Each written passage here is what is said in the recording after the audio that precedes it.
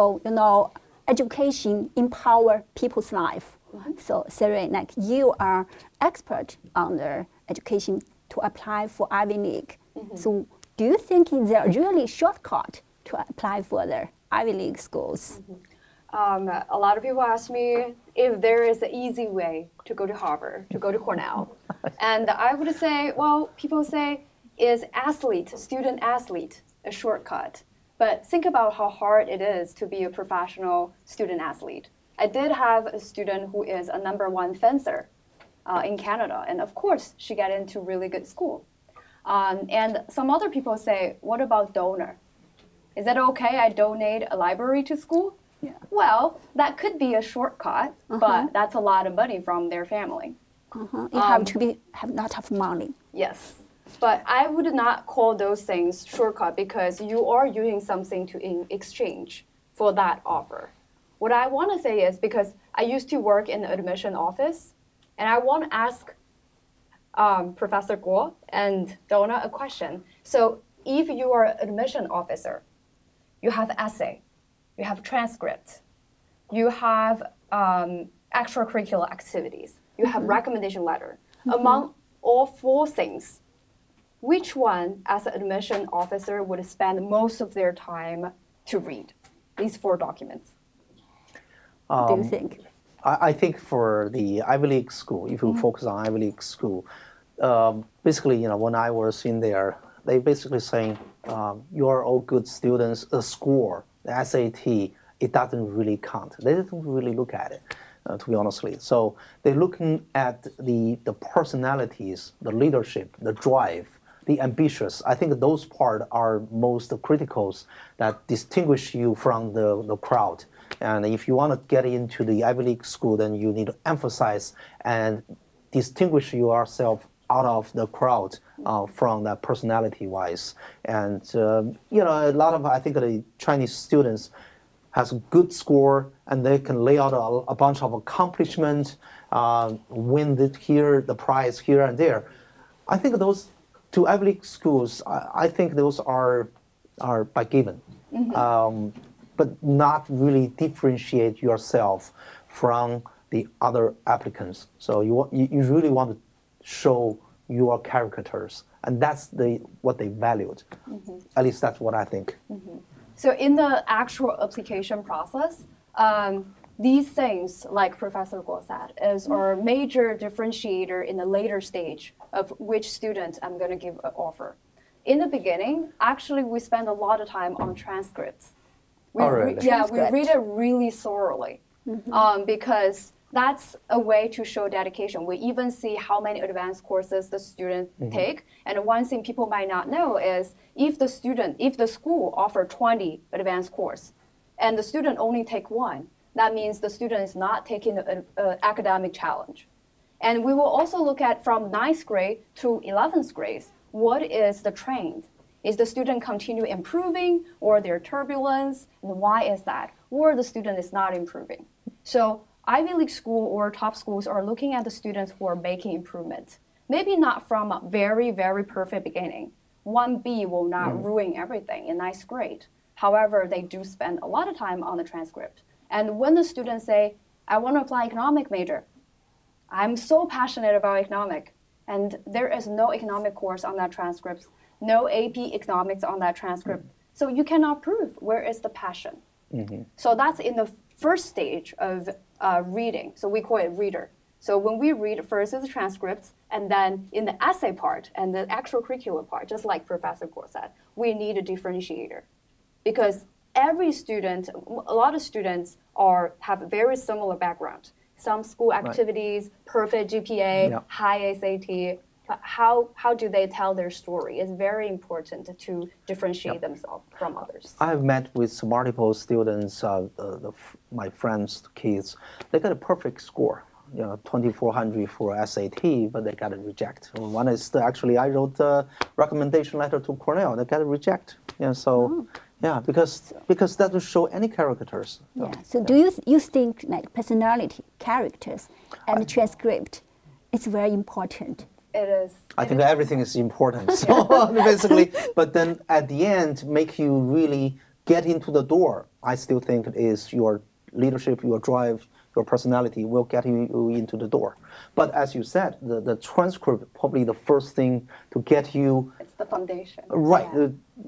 To prevent you to get it out of the door. Yes. So, yes. Yeah. We call that strategy high. Like when we admit student, we want the student can bring the school community like a good return, but low risk. We call them low risk students based on the transcript because we don't want them to drop out or they cannot catch up with the academic performance in college. Yeah.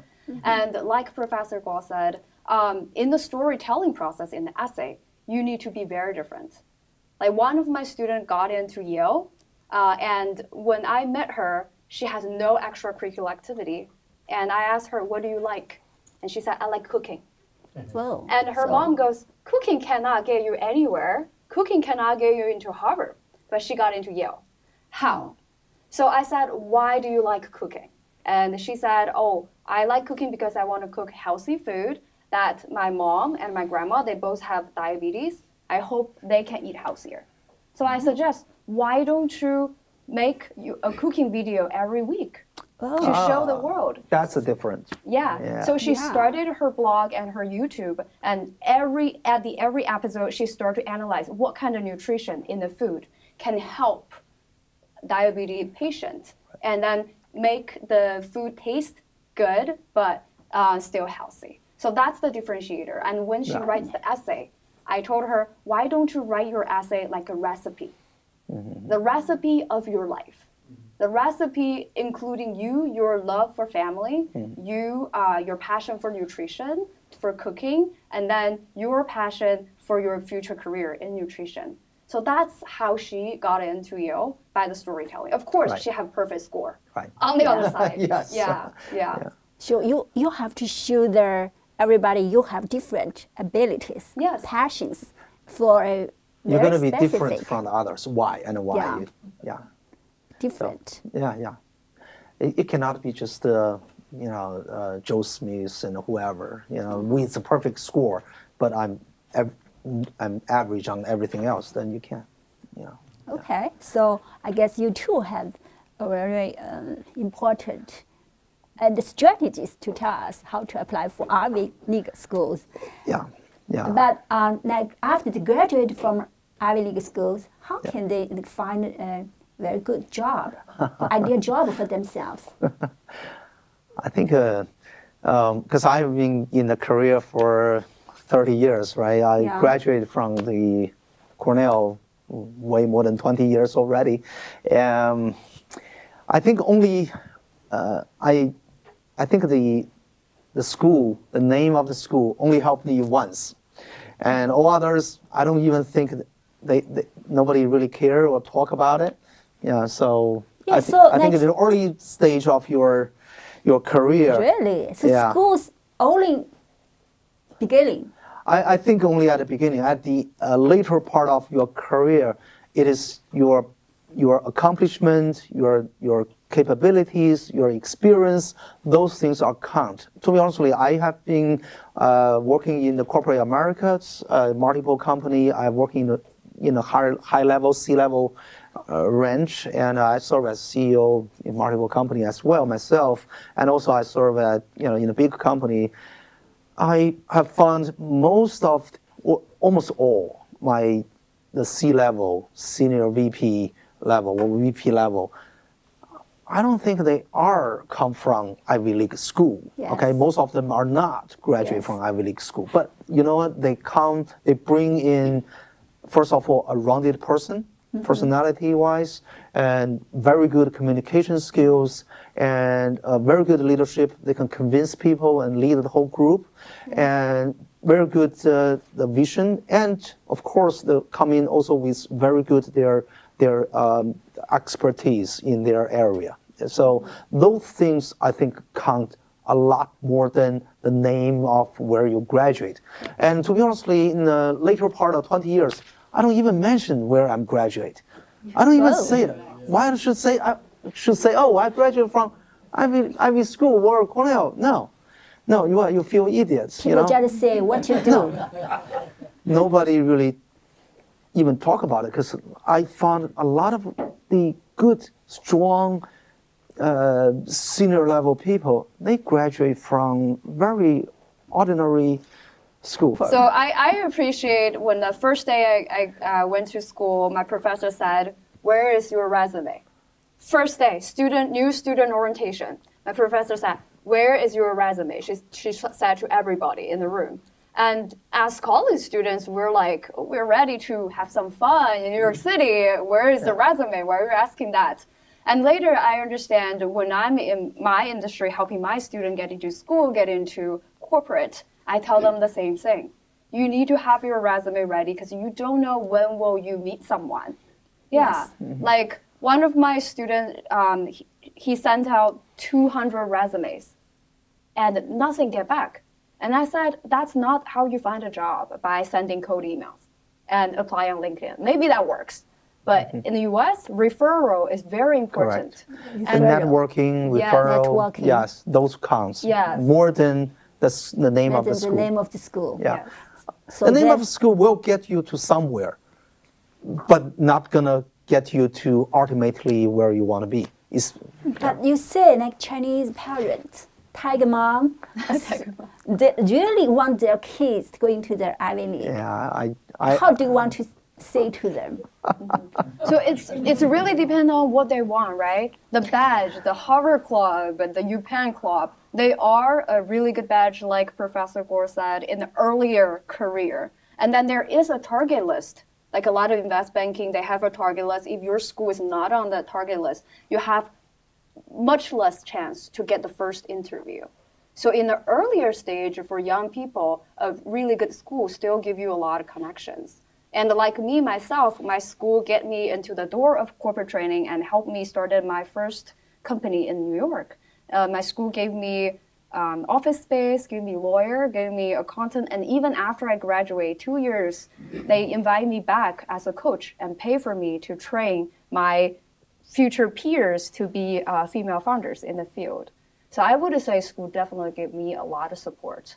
And students need to know, most international student doesn't know that resource exists, like Entrepreneur Center, Career Center. However, they are, and that's when they're in college, even freshman year, even first year in college, they need to understand that it's time for them to build their career.